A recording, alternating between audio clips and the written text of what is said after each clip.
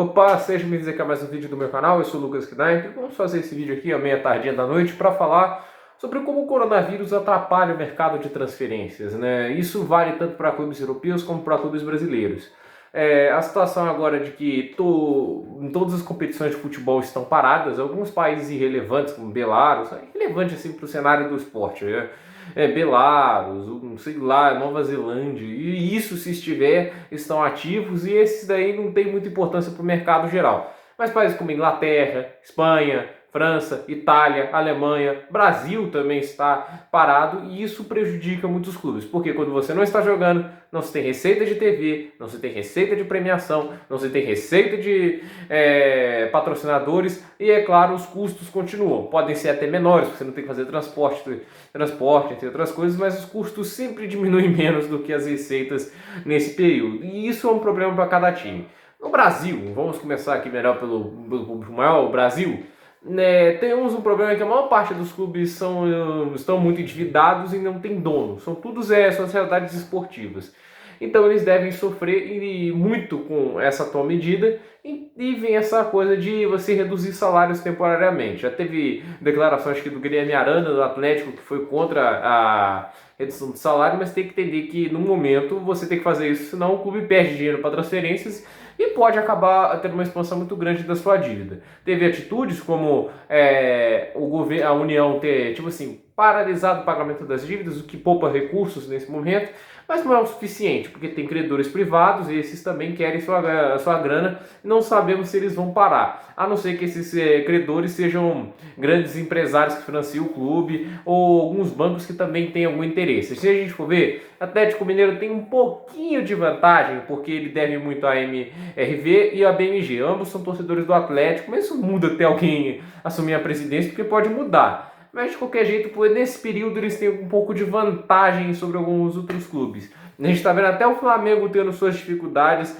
financeiras nessa situação, porque eles dependiam muito das receitas que estavam vindo. E como é que isso afeta a Europa? A Europa tinha uma coisa de mercado, a janela de transferência estava muito forte, ativa, ainda está neste momento, tem muita coisa acontecendo.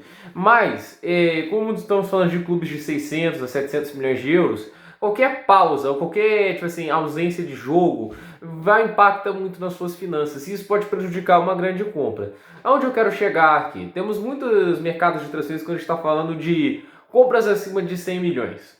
Você pensa agora, um Kanté do Chelsea vai sair do Chelsea? Não sei. O Real Madrid pode até ter um faturamento maior, mas ele vai conseguir cobrir todos os seus custos e ainda ter 100 milhões para investir no Kanté? O Barcelona vai ter 100 milhões para investir no Richarlison. Chelsea e United vão ter 120 milhões mais. Isso eu estou falando sem contar as taxas de empresários, porque esses caras ganham muito por cima disso. Chelsea e United vão ter 120 milhões para tirar o Sancho do Dortmund. Isso está cada vez mais improvável. Então esses clubes podem se dedicar a contratações menores, o que movimenta também o mercado de transferências de outro jeito. Isso pode ser Hakimi, 50 milhões, James Rodrigues, 35 milhões, Bale, 40 milhões, o Alex Telles, 35 milhões, embora já esteja em estágio avançado com o Chelsea, Hassan Arroa do Lyon, o Moussama Dembélé, Koulibaly, 75 milhões, esses tipos de jogadores assim. Acho que até sacar 75 milhões vão ser os principais alvos. Vai ser muito difícil você ver alguém movimentando mais de 120 milhões para comprar um jogador numa janela em que a maior parte do seu faturamento foi paralisado e engessado pela situação atual. Você tem que lembrar também que essas emissoras poderão diminuir suas premiações para se recuperar da paralisação. Porque emissoras como a Globo, como a Sky Sports lá do Reino Unido, elas vão sofrer eventualmente, porque elas estão deixando de ganhar dinheiro, elas estão tendo que reorganizar sua grade em outros lugares, e vale lembrar assim que mesmo com mais audiência, né, a Globo acaba eventualmente tendo mais audiência porque está todo mundo em casa, a Globo, por exemplo, está recebendo menos dinheiro de propaganda, porque normalmente as empresas que fazem propaganda não estão dando muito dinheiro porque estão paralisadas também. Então é uma situação muito grave e isso prejudica muito os clubes e o mercado de transferências. Talvez o Sancho ainda fique mais um ano no Borussia Dortmund. É difícil, mas pode acontecer. Pelo jeito, eu acho que o United vai estar disposto a pagar. Mas vale lembrar também, antes de coisa, o United não pode ficar também só com muita esperança, né? É o time que paga os salários mais caros da Inglaterra. E esse é um problema. Até agora não houve uma redução salarial. E o United está comprometendo parte de suas finanças nesse momento. E pelo fato de que ainda não está na Champions, no momento está na Europa League, e se o Sheffield United acabar vencendo, está fora das competições europeias, o United não pode se dar o luxo de gastar muito dinheiro. E era para acontecer uma mudança já rápida.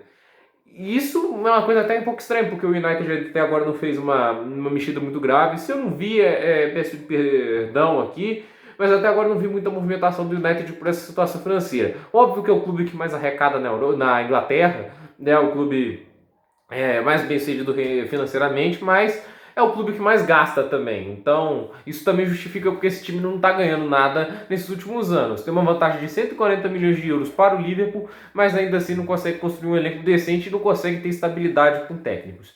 Então, esse é um vídeo que eu queria falar sobre como essa pandemia pode afetar clubes. E isso vai um recado, vai afetar principalmente os mais endividados. Na Europa, não vai ver muito clube falindo, muito raro isso acontecer. E é claro, no Brasil a gente vai ter um cinto apertando para Vasco, para o Atlético Mineiro, como disse, tem sua vantagemzinha, mas vai ter o Cruzeiro, vai se prejudicar muito mais, Botafogo se prejudica muito, e Corinthians nem se fale. Então, são muitos clubes que vão ter uma situação bem ruim nesse momento por causa dessa pausa do coronavírus.